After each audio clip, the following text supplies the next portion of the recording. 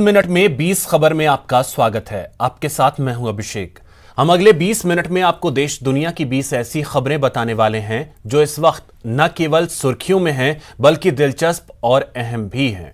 तो शुरू करते हैं 20 मिनट में 20 खबरों का सिलसिला। सबसे पहले देखते हैं राजस्थान की कौन कौन सी खबर इस वक्त अहम है। मकसद मंजिल पाना है, जिम्मेदारों से अपनी मांग पर मुहर लगवानी है, भले ही इसके लिए मुर्गा ही क्यों न बनना पड़े। तस्वीरें अजमेर की हैं, जहां नियुक्ति नहीं मिलने से नाराज स्कूल व्याख्याता भर्ती परीक्षा के चयनित अभ्यर्थियों ने सड़क किनारे मुर्गा बनकर अपना विरोध जताया। चयनित अभ्यर्थियों का आरोप है कि 3 साल बीत जाने के बाद भी अभी तक उनकी नियुक्ति नहीं हुई, जबकि विभागीय स्तर पर सारी कार्यवाही पूरी की जा चुकी है। नियुक्ति नहीं मिलने से आर्थिक और मानसिक पीड़ा से गुजर रहे अभ्यर्थियों ने सरकार से 2 टूक शब्दों में कहा है कि या तो नियुक्ति दे दो या फिर इच्छा मृत्यु।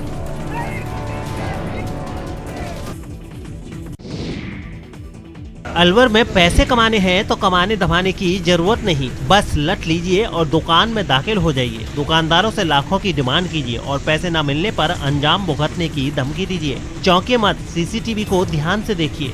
23 फरवरी रात 8:22 2 लोग दुकान में दाखिल होते हैं और लठ लहराते हुए दुकानदार से 8.5 लाख मांगते हैं। पुलिस को सूचना दी गई, पुलिस ने नाकेबंदी कराई, लेकिन अपराधी अभी तक हाथ नहीं आए हैं। कल रात को 8:22 पे 2 लोग क्रेटा गाड़ी में आए, उतर के लठ लेके आए और मेरे को धमकाया कि हमें 8.5 लाख रुपए चाहिए, नहीं तो हम जान से मारने की धमकी दी। और 1-2 बार काउंटर पे भी दी, मेरे भी दी और फिर निकल गए। जैसे हमने उसका पीछा भी किया कोटपुतली तक, मगर वो निकल चुके थे। ऐसा हर बार होता है, चोर आते हैं, वारदात को अंजाम देते हैं, वारदात का सबूत छोड़ जाते हैं और सीकर पुलिस गहरी नींद में बेसुध रह जाती है। पब्लिक का शोर बढ़ने पर नींद से जगी पुलिस बदमाशों को जल्द गिरफ्तार करने का दावा करती है, वो दावा जो कभी पूरा नहीं होता, जबकि चोर उचक के एक और वारदात को अंजाम दे जाते हैं। इसलिए चोरी चकारी यहाँ के नागरिकों की नियति बनती जा रही है और सबूत के बावजूद पुलिस जाँच का जुमला उछालती रह जाती है, हाथ मलती रह जाती है। आपके टीवी स्क्रीन पर नजर आ रही तस्वीरें उस सिलसिले की एक और कड़ी है। जी हां, जिला मुख्यालय पर दिन दहाड़े कपड़े की दुकान में घुसकर महिलाएं कपड़ा चुराती देखी जा सकती हैं। दुकान में लगे सीसीटीवी कैमरे में कैद इस महिला गिरोह की तस्वीरों में साफ देखा जा सकता है कि 8 से 10 की संख्या में ये महिलाएं कपड़े की दुकान में आती हैं और दुकानदार को घेर कर चारों तरफ से बैठ जाती हैं। इस दौरान कुछ महिलाएं कपड़े चुराकर छुपा लेती हैं। माल गायब होने के बाद दुकानदार को चोरी का पता चलता है। बाद में जब दुकान का सीसीटीवी फुटेज खंगाला गया तब जाकर वारदात की गुत्थी नजर आई। सीसीटीवी फुटेज सामने आने के बाद अब कोतवाली थाना पुलिस मामले की जांच में जुट गई है। बाहर खड़े ग्रामीण और अस्पताल में बवाल, तस्वीरें 12 की हैं। आरोप है कि जिला अस्पताल में चिकित्सा कर्मियों की लापरवाही के चलते 3 दिन से भर्ती कमलेश बाई के गर्भ में पल रहे शिशु ने दुनिया में आने से पहले ही दम तोड़ दिया। इस घटना ने जिला अस्पताल की चिकित्सा व्यवस्था पर सवालिया निशान लगा दिए हैं। दरअसल 3 दिन से महिला डिलीवरी के लिए अस्पताल में भर्ती थी, जहां डॉक्टरों ने उसकी सुध नहीं ली। मंगलवार शाम को गर्भ में शिशु की मौत हो गई। बावजूद इसके अस्पताल प्रशासन का ध्यान पीड़िता की ओर नहीं गया। बुधवार शाम तक मृत बच्चा गर्भ में ही रहा। घर वाले को कराया था ना, घर वाले को। कब भर्ती कराया था? 3 दिन पहले। अच्छा। ये कह रहे हैं कि 4 दिन पहले बच्चा खत्म हो गया, तो कैसे हो गया 4 दिन पहले? 3 दिन तक भर्ती रखने के बाद बताया ये बात? बीच में बोला इन्होंने 1 दिन पहले डिलीवरी नॉर्मल है, बच्चा भी सही है। अब कह रहे हैं कि बच्चा खत्म हो गया। कब बताया आपको ये? आज का कौन सी मैडम का इलाज चल रहा था आपके? 12-1 बजे। कौन सी डॉक्टर ने का इलाज चल रहा था आपके? यहाँ का ही चल रहा है सरकारी। नाम क्या है डॉक्टर ने का? मेरे को ये भी पता नहीं, उसमें जांच में। कोटा पुलिस ने 9 फरवरी को सुरसागर इलाके के विधवा हत्याकांड का पर्दाफाश करते हुए 2 आरोपियों को गिरफ्तार कर लिया है। ब्लाइंड मर्डर मिस्ट्री को सुलझाने में तीसरी आंख यानी सीसीटीवी फुटेज की अहम भूमिका रही। विधवा माया देवी की हत्या के बाद 2 हत्यारों की धुंधली तस्वीरें इलाके के सीसीटीवी फुटेज में मिली थी। बस इसी एक क्लू के बाद पुलिस ने सुरसागर सहित आसपास की कॉलोनियों में सीसीटीवी फुटेज खंगाले। पुलिस को छावनी क्षेत्र से मिले फुटेज में आरोपियों की क्लियर तस्वीरें मिल गईं। ये व्यक्ति जो 2 CCTV कैमरे में आ रहे थे, वहाँ अन्य किसी के व्यक्ति के नहीं आए, जिनसे यह और पुख्ता हुआ अनुसंधान में कि ये इसी घर में आए हैं और इसी घर से निकल के गए हैं।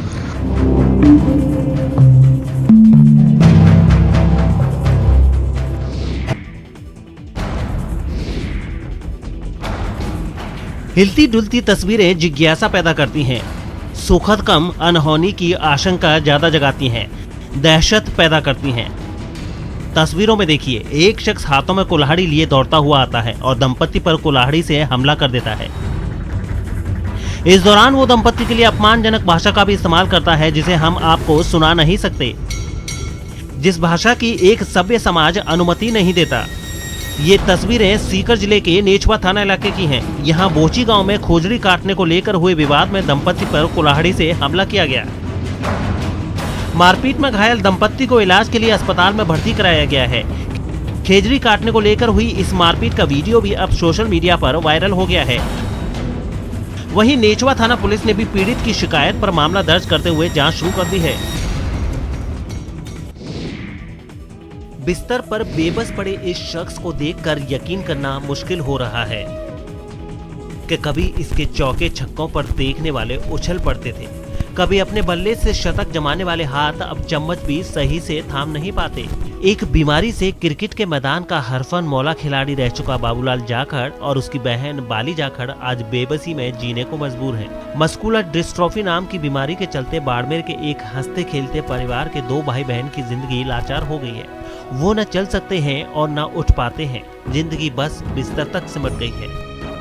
बाबूलाल जाखड़ पिछले 10 साल से और बाली जाखड़ पिछले 13 साल से इस बीमारी से जूझ रही हैं। बीमारी का देश में इलाज संभव नहीं है, लेकिन विदेश में मस्कुलर डिस्ट्रोफी का इलाज मुमकिन है, लेकिन परिवार महंगा इलाज करवाने की हालत में नहीं है। पहले तो इसका कोई इलाज नहीं था। मैं अहमदाबाद और जोधपुर एम्स और दिल्ली एम्स में मैंने मेरी रिपोर्टें भेजी थी। सबने कहा था इस बीमारी का कोई ट्रीटमेंट इंडिया में है नहीं, और अभी सुना है कि मतलब इसका ट्रीटमेंट आ रहा है इंडिया में, और बाहर से इंजेक्शन मंगवा के अमेरिका से और इसका करते हैं इलाज। सालाना खर्चा लगभग 3 साल ट्रीटमेंट में लगते हैं और उसमें 8 साढ़े 8 करोड़ रुपए खर्चा है। ये 20-25 लोग 1 लाख लोगों में इन्फेक्टेड होते हैं, और जनरली ये 2 साल से लेके 25 से 30 साल तक इसकी वो रहती है सिम्टम अपीयर होने की।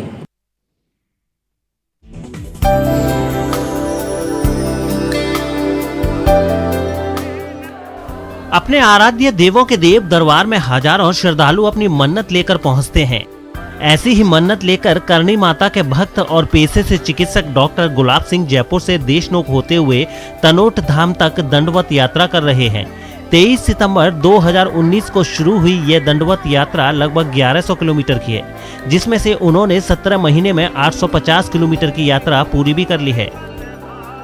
अभी करणी माता देशनोक में नेडी जी का धाम है, जहाँ करणी जी ने छाछ बिलोई थी और उसके छींटे दिए तो हरा पेट बन गया। उस समय वो अभी किसी कारणवश सूख गया।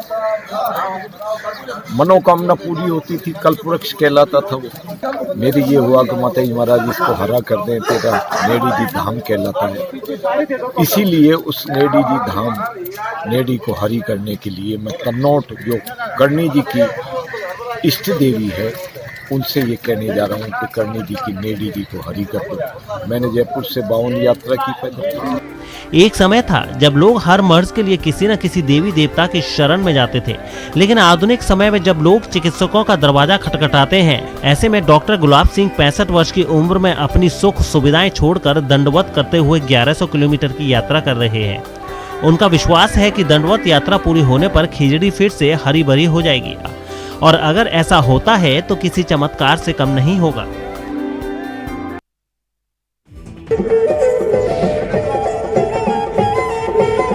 यूं तो मरुद्रा में कहीं न कहीं हर शाम अद्भुत परंपरा, अद्वितीय संस्कृति और सुरमई संगीत का संगम होता है,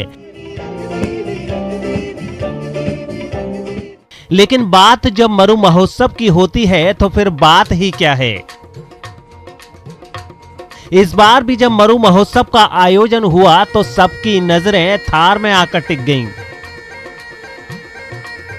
जैसलमेर में 4 दिनों तक चलने वाले मरु महोत्सव की विधिवत शुरुआत बुधवार को हो गई है।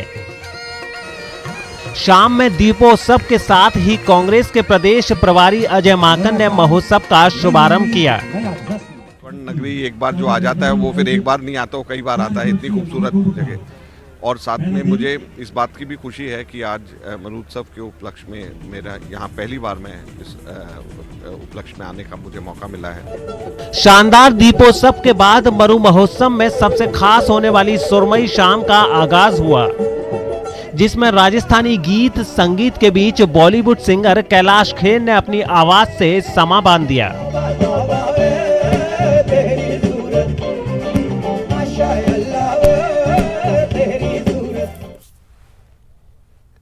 चलिए अब आपको दिखाते हैं कुछ दूसरे राज्यों की खबरें।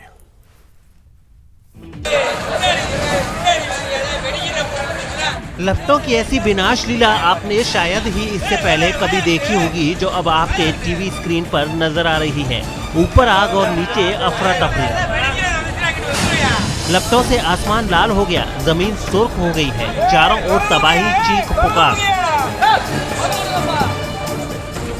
आगे से दुकान पिघल कर गिर रही हैं। तस्वीरें तमिलनाडु की हैं। मदुरई में इलेक्ट्रॉनिक मार्केट में भीषण आग लग गई, जिसमें 14 दुकानें जलकर खाक हो गईं। आग की जानकारी मिलने के बाद फायर ब्रिगेड की टीम भी मौके पर पहुंची और आग पर काबू पाने में जुट गई। लेकिन राहत की बात ये रही कि इस हादसे में कोई हताहत नहीं हुआ है।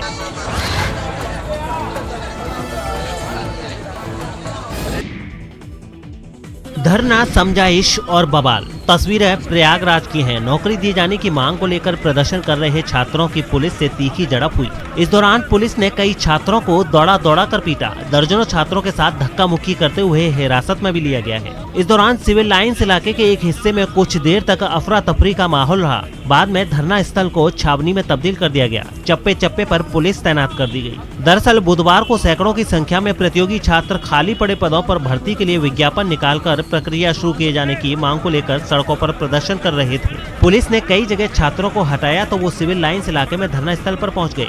प्रदर्शनकारियों की भीड़ बढ़ने पर शहर के कई थानों के साथ ही पुलिस लाइन से भी फोर्स बुला ली गई। पहले बालसन चौराहे पे किया गया था, जो कि धरना प्रदर्शन का स्थल नहीं है और बिल्कुल रोड है वहाँ पे, इसलिए उनको मना भी किया गया कि रोड पे धरना प्रदर्शन नहीं हो सकता, आप धरना प्रदर्शन स्थल पे जाइए। उन्होंने कहा हमें ज्ञापन देना है और हम हार्डली 2-2:30 बजे तक ज्ञापन दे के चले जाएंगे।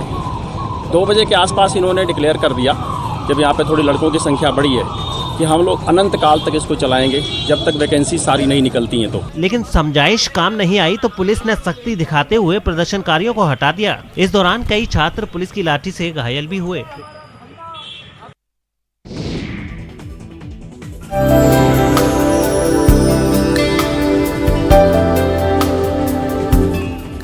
ये जड़ों से जुड़ने का पर्व है।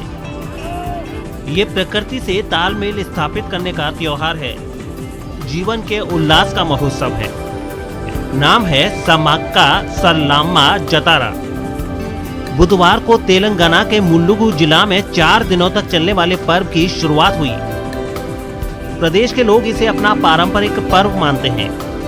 इस पर्व में न सिर्फ तेलंगाना बल्कि देश के कोने कोने से लोग शिरकत करने पहुंचते हैं। एक अनुमान के मुताबिक 25 लाख श्रद्धालु 4 दिनों तक चलने वाले इस पर्व में शामिल होंगे। पर्व के पहले दिन यानी बुधवार को काफी संख्या में श्रद्धालु शिरकत करने पहुंचे। आदिवासी पर्व के शानदार आयोजन के लिए प्रशासन ने पुख्ता व्यवस्था की है।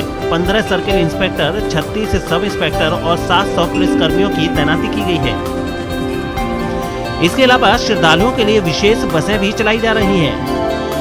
आपको बता दें कि पर्व में शिरकत करने पहुंचे श्रद्धालु समाक्का सरलम्मा देवी की पूजा अर्चना करते हैं और उनसे स्वास्थ्य और धन धान्य का आशीर्वाद प्राप्त करते हैं।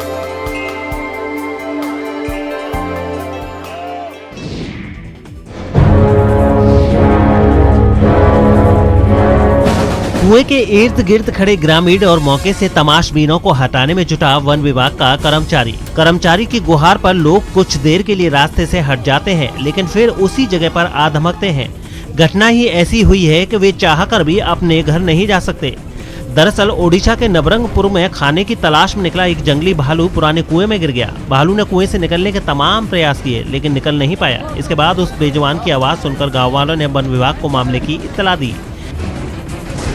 जिसके बाद मेजबान का रेस्क्यू ऑपरेशन शुरू किया गया। गुजरते वक्त के साथ लोगों की बेचैनी बढ़ती जा रही थी। भालू को रस्सी से बांधकर ऊपर खींचा गया और पिंजरे में डाला गया। जंगली भालू का रेस्क्यू ऑपरेशन देखने भारी संख्या में लोग पहुंचे थे। भालू के कुएं से निकलते ही वन विभाग के कर्मचारियों के साथ लोगों ने राहत की सांस ली। दस्तकारी ऐसी है कि देखने वाला दंग रह जाए। कलाकारी ऐसी है कि लोग कायल हुए बिना न रह सकें। तस्वीरें ओडिशा की राजधानी भुवनेश्वर में आयोजित हैंडलूम एक्सपो की हैं। 20 जनवरी से शुरू हुई प्रदर्शनी ने समापन तक अपने सभी लक्ष्य पूरे कर लिए। कारीगरों को मंच और कारोबारियों को बाजार दिया, जिससे उनके चेहरे खिल गए। धान का पत्ता है ना, धान का बिजली अंश वाला, वो वाला को लेकर बना है। और धान के कटाई समय में जो अंदर काला होता है वो है व्हाइट वाला। 4-6 महीने बाहर धूप और पानी खा जाने से वो हो जाता है, येलो हो जाता है। 1 साल 2 साल के बाद जो घर छानी होता है उसको निकाल के फेंक देते हैं, उसी वाला वो लाल कलर होता है। वो 3 कलर नेचुरल कलर है। हमको बहुत सफरिंग होना पड़ा, जैसे कि हमारा जो प्रोडक्ट है वो बेच नहीं पा रहे थे हम। अभी जो एग्जीबिशन वगैरह चल रहा है तो हमें एक प्लस पॉइंट है, हमारे लिए अच्छा हुआ कि हम कुछ चीज़ें बेच सकते हैं, क्योंकि हमारे जो खर्चा वगैरह वो निकल नहीं पा रहा था। हैंडलूम एक्सपो अपने सभ्य परिवेश के कारण लोगों के बीच खासा लोकप्रिय रहा। पर्याप्त जगह, ग्राहकों पर घूमने, सामाजिक दूरी बनाए रखने और विभिन्न स्टॉलों से अपने आवश्यक हथकरघा उत्पादकों की खरीदारी करने के लिए अच्छा प्रभाव डालता रहा है। पोषक तत्वों से भरपूर पत्तीदार सब्जियां, इम्यून सिस्टम को बढ़ाने वाली तरकारियां, स्वाद और सेहत का खजाना, सब्जियां और किसानों की किस्मत संवारने वाली सब्जियां। जी हां, जम्मू कश्मीर के पुंछ के किसान सब्जियों की खेती से मुनाफे की फसल काट रहे हैं। मालामाल होने वाले किसान कृषि अधिकारी का आभार जताते नहीं थकते। कृषि अधिकारी न सिर्फ किसानों को थ्योरी समझाते हैं, बल्कि खेत में जाकर उन्हें सब्जियों की बेहतर देखभाल की जानकारी भी देते हैं। बम्पर पैदावार उगाने की तरकीब भी बताते हैं, जिससे यहाँ के किसान अब बेहद खुशहाल और खुश हैं। इस साल हमारा सीजन जो है सब्जी का बहुत अच्छा हुआ है।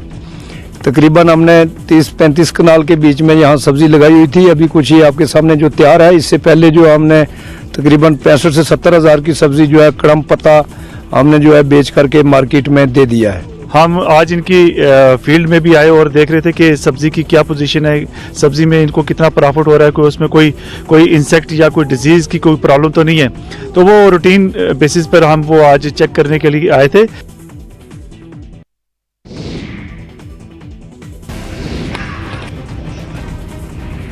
हाथों में हथियार लेकर आग से भी लोहा लेने में डटी ये महिलाएं मिसाल हैं कि बेटियां किसी से कम नहीं हैं। इस बात की तस्दीक कर रही हैं कि ये महिला कमांडो दुश्मन को थर थर कांपने पर मजबूर कर देंगी।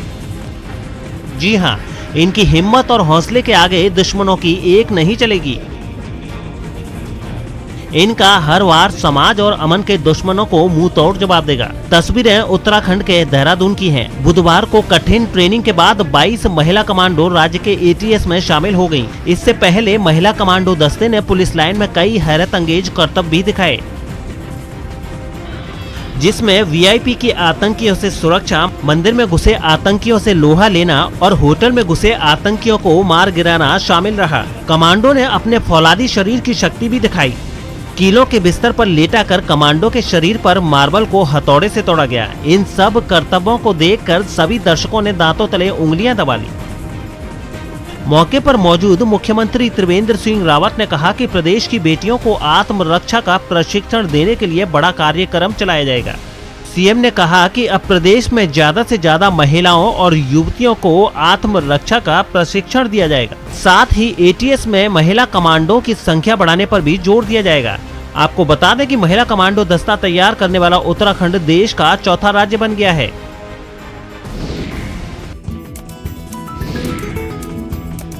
तरबूज दिल से संबंधित बीमारियों से दूर रखने वाला, इम्यून सिस्टम को बढ़ाने वाला, दिमाग को शांत रखने वाला, स्वाद और सेहत का साथी। लेकिन अगर आप एक ही रंग मतलब लाल तरबूज खाकर बोर हो गए हैं तो पीला तरबूज आपके लिए एक शानदार विकल्प हो सकता है।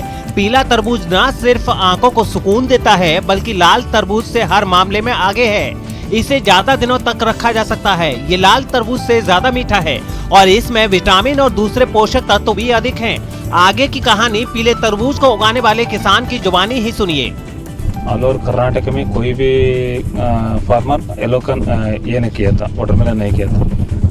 और एक स्पेशल क्या है सर इसमें बोले तो रजिस्ट्रेशन पावर ज़्यादा है, इसमें कीपिंग क्वालिटी है और स्वीटनेस ज़्यादा है, विटामिन ए बी सी वो भी है सर। और नेक्स्ट क्या है सर इसमें 48 कैलोरीज है सर इसमें। कर्नाटक के गुलबर्ग जिला के कोराली गांव के बासवराज तरबूज की खेती से मालामाल हो रहे हैं और दूसरों को भी खेती में नए प्रयोग करने के लिए प्रेरित कर रहे हैं।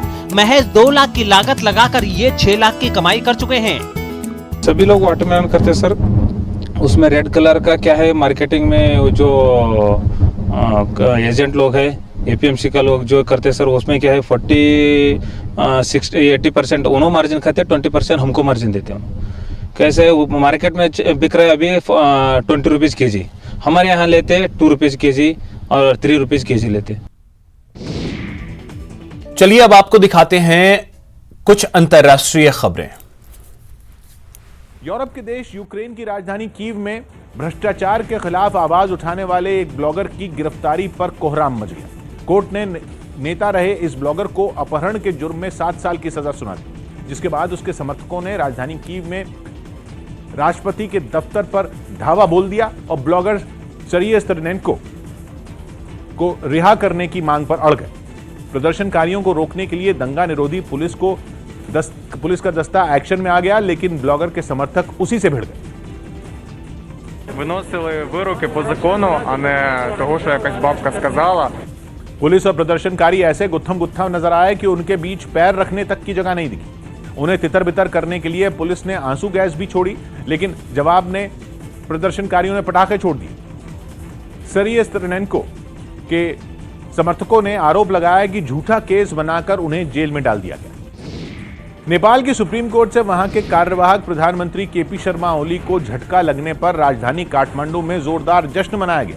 एक दिन पहले ही नेपाल की सुप्रीम कोर्ट ने केपी शर्मा ओली के संसद को भंग करने के फैसले को पलटा था, जिसके बाद काठमांडू की सड़कों पर उन्हीं की पार्टी का एक धड़ा जश्न मनाने के लिए उतर गया। नेपाल की सुप्रीम कोर्ट ने वहां की संसद को बहाल करने का आदेश दिया तो ओली के विरोधी खुशी से झूम उठे।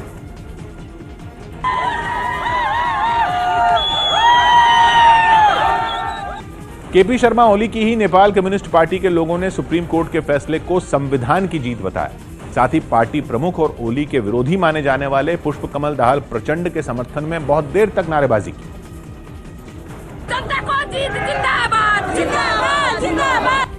पिछले साल 20 दिसंबर को ओली की सिफारिश पर वहां की राष्ट्रपति ने संसद को भंग कर दिया था, जिसके बाद से नेपाल में राजनीतिक संकट खड़ा हो गया। सर्वोच्च अदालतले न्यायको पक्षमा फैसला गरेको छ, संसद पुनर्स्थापना गरेको छ।